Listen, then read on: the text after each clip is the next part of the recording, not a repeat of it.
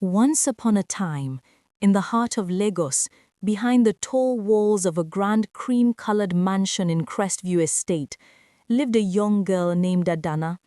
She was 19, gentle, humble, and known for her pure heart. Her mother was a small food seller, the type who cooked beans and cassava by the roadside. Her father had passed away when she was younger, leaving the family to struggle. Yet, even in hardship, Adana found joy.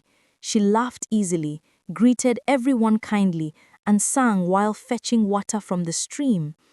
But life was not easy.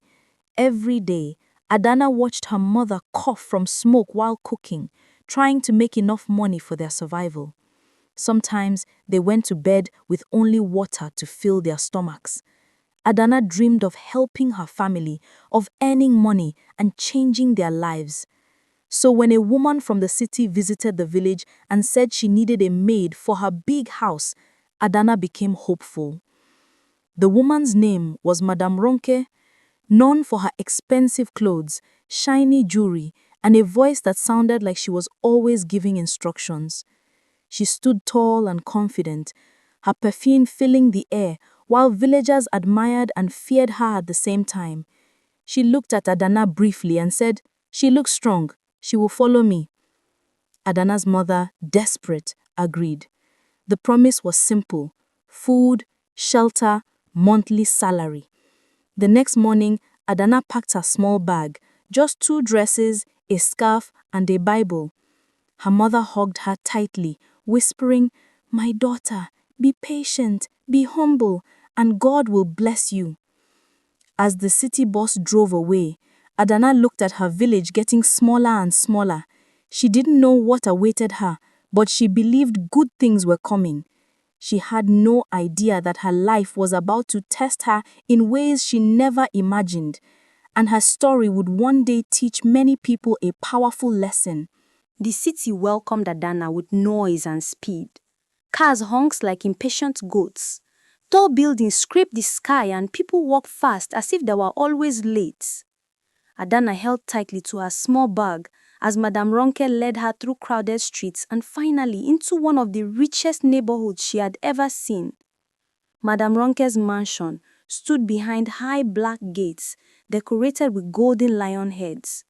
Tall walls surrounded it like a fortress. Inside the gates was a beautiful garden with trimmed flowers, a shining fountain, and a driveway paved with white stones. Adana's mouth opened slightly in awe. She had never seen such beauty in her life. By the gate stood a gentle-looking man named Kunle, the gatekeeper. He was in his mid-30s, calm, observant, and kind-eyed. Unlike most people in the mansion, he smiled at Adana the moment he saw her. "Welcome," he said softly. Adana smiled back, though shyly. She didn't know then, but Kunle would become the only person who would truly understand her in that house. Inside the mansion, everything shined. The floors were white and glossy. Chandeliers sparkled like diamonds, and portraits of Madame Ronke's family hung proudly on the walls. But the beauty of the house did not match the atmosphere. It felt cold. Madame Ronke introduced her daughter, Tommy, a girl about the same age as Adana, but very different. Tommy barely looked up from her phone and simply said, "Just don't touch my things." Her voice carried arrogance. Adana's room was a tiny, store-like space near the kitchen. There was no bed, only a thin mattress on the floor. Yet she smiled and said thank you. She was grateful for a place to sleep. From the first day, her work began: cleaning, scrubbing, washing clothes, cooking, and serving. From early morning till late night, she barely rested. Madame Ronke complained about everything.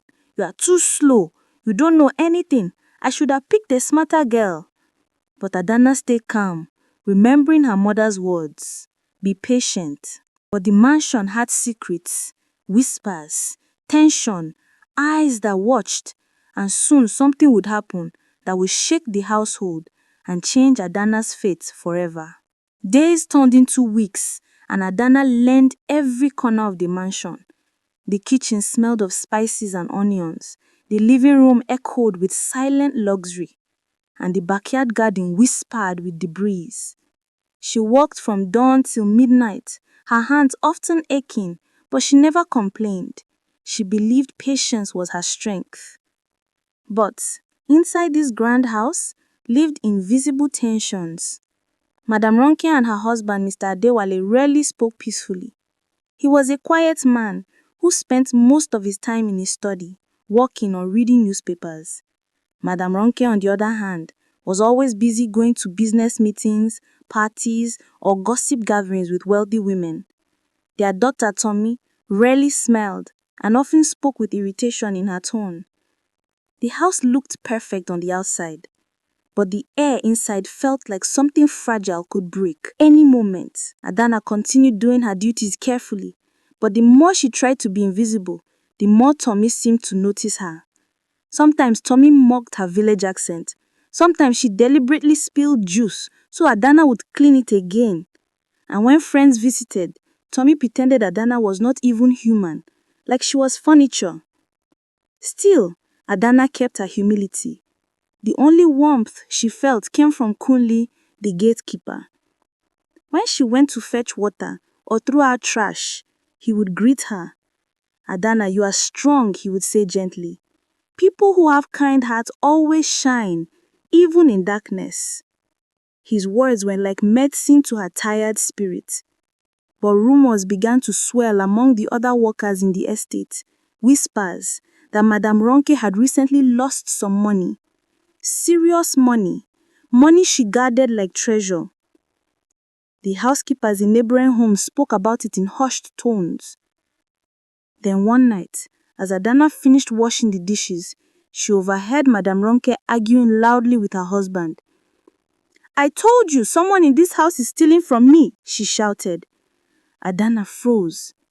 She didn't know that soon her name, her innocent name, would be the one everyone pointed to. The storm was coming. The morning the trouble began was a bright and sunny day, but inside the mansion, the atmosphere was heavy. Madame Ronke stormed into the living room, her face tight with anger. She carried a handbag in her hand, shaking it as if it contained a secret. Her voice rang through the house like thunder. "Everyone, come here now." Adana rushed from the kitchen, her hands still wet from washing. Kunle came in from the gate. Mr. Adewale quietly set aside his newspaper, already knowing his wife's temper. Madame Ronke dropped the handbag on the center table. "My envelope with 50,000 naira is missing," she announced, her eyes sharp like knives. She looked around the room slowly, accusingly. "Someone in this house took it." A cold shiver passed through Adana, but she kept quiet. Tommy was sitting on the couch, scrolling her phone. Without looking up, she simply said, "Well, we all know who is new in this house." Silence fell. All eyes turned to Adana. Her heart dropped. Her mouth opened slightly, but no words came out.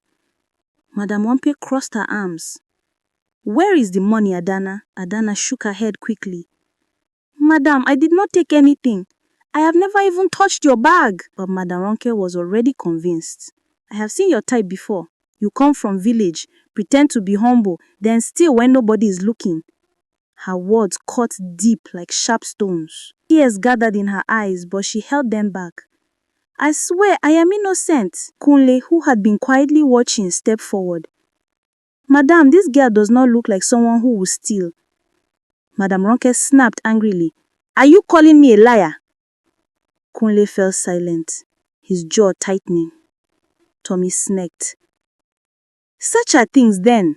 So, in front of everyone, Madame Ronke marched to Adana's tiny room. She threw open the small bag Adana brought. She scattered her clothes, her few belongings, even opened her Bible. Nothing. There was nothing to find. But instead of apologizing, Madame Ronke hissed loudly. "The thief always hides their crime. We will still find it." Adana stood there, trembling, her dignity stripped in front of everyone. She didn't know that the real thief was much closer than anyone suspected, someone who had far more to hide. After the search, the house fell into a cold silence. Adana walked around with sore eyes and a heavy heartbeat. She tried to keep walking, hoping the storm would pass, but whispers followed her everywhere, from Tommy's mocking laughter to Madame Ronke's piercing stares. It felt like the walls themselves were judging her. But what Adana didn't know was that the missing money was not an accident. It was a plan. For weeks, Tommy had been taking money from her mother. She had developed expensive habits, online shopping, designer shoes, and hanging out at parties that demanded more money than her allowance. Last time, she had taken too much. She panicked.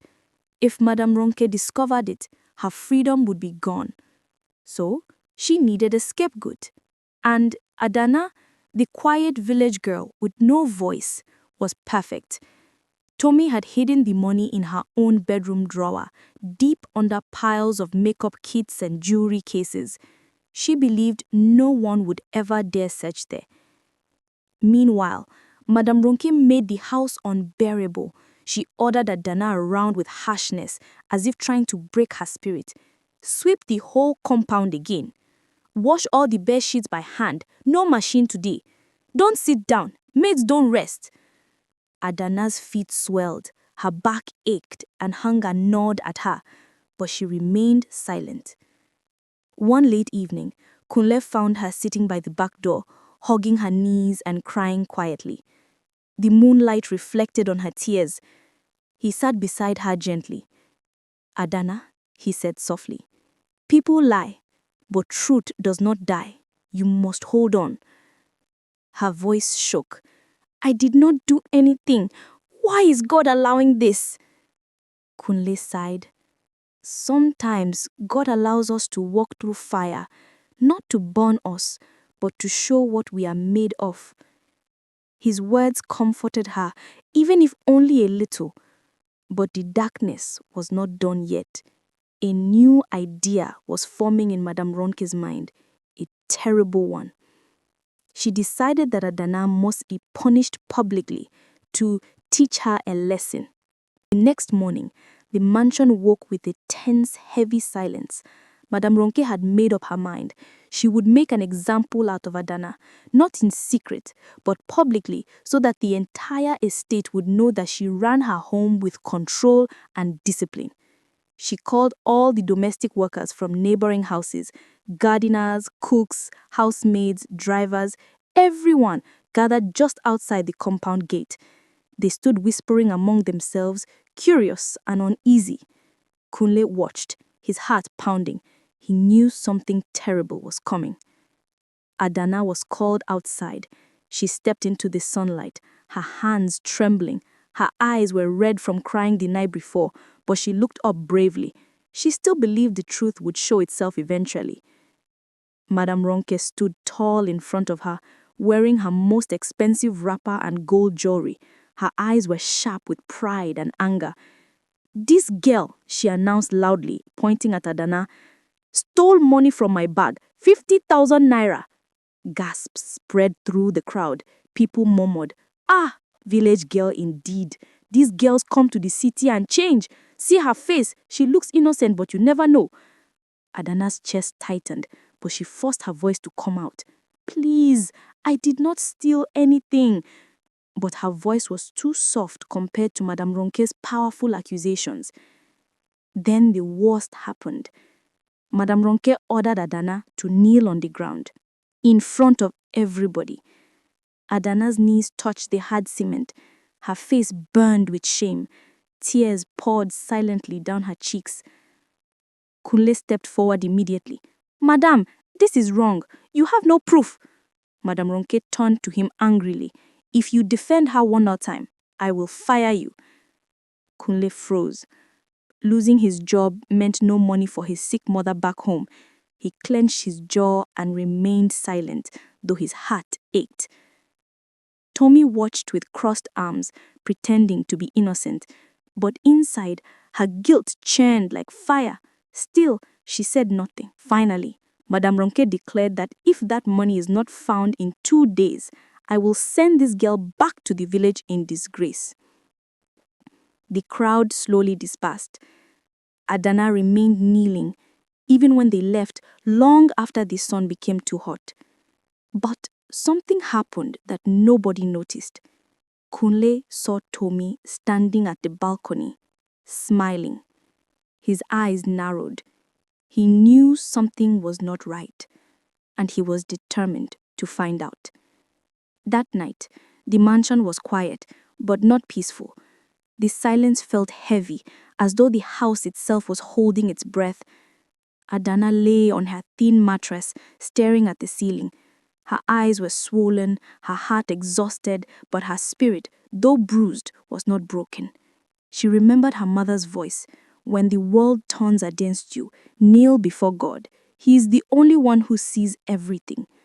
So, she prayed, not for revenge, not for punishment of our accusers, but for truth. Meanwhile, Kunle sat in his small security room, thinking. He replayed the events again and again. The way Tommy smirked during the accusation, the confidence in her body language, the way Madame Ronke never questioned her own daughter. Something was wrong. Kunle had observed people for years. Watching silently was part of his job, and he had learned one important lesson. Guilt always shows itself, usually in the eyes. The next day, Kunle decided to watch Tommy closely, not openly, quietly. He noticed how her hands shook a little when she opened her handbag. He noticed how she avoided looking directly at Adana, and he noticed that Tommy kept her bedroom door locked at all times. That was unusual. Later in the afternoon, when Madame Ronke and Tommy left for a women's gathering, Kunle approached Adana as she swept the porch. "Adana," he said gently, "do you trust me?" She hesitated, then nodded slowly. Kunle lowered his voice. "I think the money may have been hidden, and I think I know where." Adana's eyes widened. Who would do that? Kunle didn't want to accuse without proof. He just needed you to be strong for a little longer. "Let me find the truth." Adana nodded, a small spark of hope flickering inside her. But unknown to them, not everyone had left the house. Someone had been listening. Someone who did not want the truth to come out. Behind the hallway door, a shadow moved silently, and the truth they sought was about to lead them into even deeper danger. The next morning was tense. Clouds gathered in the sky, casting shadows over the mansion's white walls. It felt as if even the weather sensed something was about to happen. Madame Ronke and Tommy left early again, this time to attend a charity meeting. The house workers from neighboring mansions were still whispering about Adana, some shaking their heads, some pitying her silently, but no one stood up to defend her, except Kunle. Kunle waited until the mansion was quiet. Then he walked carefully toward the main building. He didn't want to arouse suspicion, so he acted as if he was simply doing routine checks around the house. When he reached the hallway leading to Tommy's bedroom, he paused and listened. Silence. He gently turned the doorknob. Locked. He expected that. But Kunle had been the gatekeeper for nearly 6 years. He knew where every spare key was kept. So he went to the storage room, opened a small wooden box, and retrieved the spare key to the rooms upstairs. His heart beat faster as he unlocked the door and stepped inside. Tommy's room smelled of expensive perfume and glittered with shiny makeup kits, shoes, handbags, and clothes scattered everywhere. The room reflected her life, comfort, wealth, and carelessness. But Kunle wasn't distracted. He began to search quietly, carefully, not to destroy anything, only to see what should not have been there. He checked under the bed. Nothing. He checked behind the curtains. Nothing. Then he opened the drawers. The first drawer had hair products. The second had jewelry. But the third, The third drawer was filled with cosmetics, and beneath them a small envelope. Kunle lifted it slowly. His breath caught. Inside the envelope was the missing money, neatly folded, exactly the way Madame Ronke had described it. Kunle closed the drawer carefully. He had found the truth, but he also knew the truth could be dangerous. If Tommy discovered he had been in her room, she would twist the story. She would cry, scream, and play the victim, and Madame Roque would believe her instantly. He needed proof. He needed witnesses. So he stepped back, locked the door exactly as he met it, and quietly walked away. But as he approached the staircase, a voice spoke from behind him, cold and sharp. "What were you doing in my room?" Tommy stood there, arms crossed, eyes burning. Kunle's heart thundered. The confrontation had begun. Tommy's eyes narrowed sharply as she stepped closer, blocking Kunle's path. The hallway felt tighter, the air heavy with tension.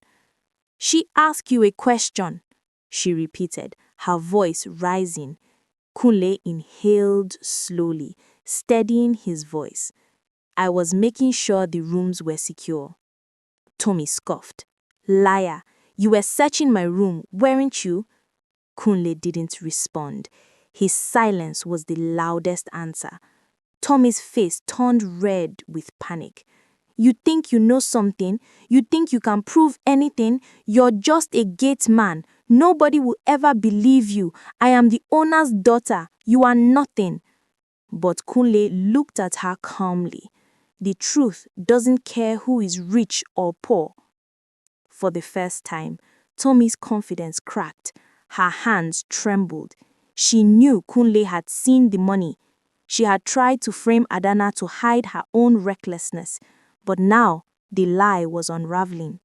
Suddenly, footsteps echoed. Madame Ronke and Mr. Adewale returned home earlier than expected.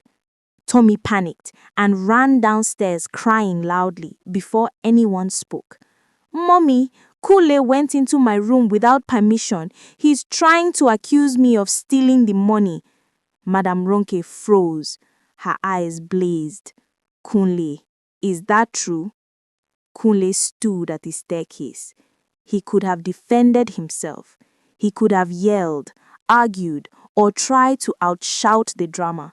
But instead, he simply said, "Madam, I found the money." The entire living room went silent. Even Tommy stopped crying. Kunle continued, voice steady. "The money was in your daughter's drawer." Madame Ronke turned slowly toward Tommy. "Tommy, is this true?" Tommy's mouth shook. Her eyes darted everywhere, looking for a lie to hold on to, but none came. She stuttered, her voice barely a whisper. I didn't mean to. I was going to return it." The collapse of her lie was slow and painful. Adana stepped out from the corner of the room, tears in her eyes. She didn't speak. She didn't need to. Mr. Adewale sat down heavily, disappointment written on his face. Madame Ronke felt her pride crumbling. The wealthy woman who judged others now stood exposed in her own home. Kuli spoke softly. "You punished the innocent. You shamed her, and you never even stopped to ask if she was telling the truth." Every word hit like thunder. And then something unexpected happened. Tears rolled down Madame Ronke's face. Madame Ronke's body shook as she sank into the sofa, her fingers clutching her face. For the first time in years, her carefully constructed arrogance and pride had failed her. She looked at Kunle, Adana, and even Tommy, who now stood silently, the weight of her earlier accusations heavy in the air. I was wrong," Madame Ronke whispered, her voice trembling. Kunle, standing tall and calm, didn't interrupt her. He had seen this moment coming, but it didn't make it easier. Years of observing people, of understanding that truth often hides beneath fear and appearances, had prepared him for this confrontation. Adana, her face still streaked with tears, finally spoke. Madam, it's not just about the money. It's about respect. You've never treated anyone with respect. Not me, not Kunle, not even Tommy when she was honest. Madam Ronke's eyes widened. She swallowed hard, trying to speak, but no words came out. She had always thought that wealth and status gave her power, the power to command, to judge, to punish, but she now realized how hollow it was when disconnected from humanity. Kunle stepped forward, his tone firm but gentle. Respect is not given because someone is rich. It's earned through understanding and kindness. You have taught fear, not loyalty. You have judged without seeing, and for that, people have suffered. Tommy's knees buckled slightly as she lowered her head, finally acknowledging the consequences of her actions. I was ashamed, so I lied. I thought I could fix everything alone, but I only made things worse, she whispered, the pride and bravado gone. Madame Ronke reached for Tommy's hand, hesitating, then letting go. She had no magic words to fix years of mistakes, no charm to erase humiliation, but she had learned a truth that could never be unlearned. I promise, Madame Ronke said slowly, from this day, I will treat people differently. I will ask before I judge. I will listen before I punish. And I will remember everyone, even the least, has dignity. Kunle nodded, satisfied. The house that had once been filled with fear and false superiority was now silent, heavy with realization and the quiet beginning of change. Days later, life in the mansion began to shift. Madame Ronke treated her staff with care, learning their names and listening to their needs. Tommy, deeply humbled, apologized to those she had tried to deceive, learning that honesty mattered more than appearances. And Kunle, he remained the quiet observer, the bridge between those who were blind to humility and those learning to embrace it. For Adana, the experience had been transformative. She now understood that strength was not wealth, beauty, or status. It was fairness, compassion, and courage to stand for truth. And as she looked out of the mansion's tall windows one evening, she smiled, knowing that sometimes it takes losing power to truly understand its meaning. The story of the accused maid and the proud madame spread through the city, a tale whispered in markets, told at dinner tables, and shared in schools. A lesson repeated over and over. Never underestimate the humble, never judge without knowing, and never forget that life can turn the tables when least expected.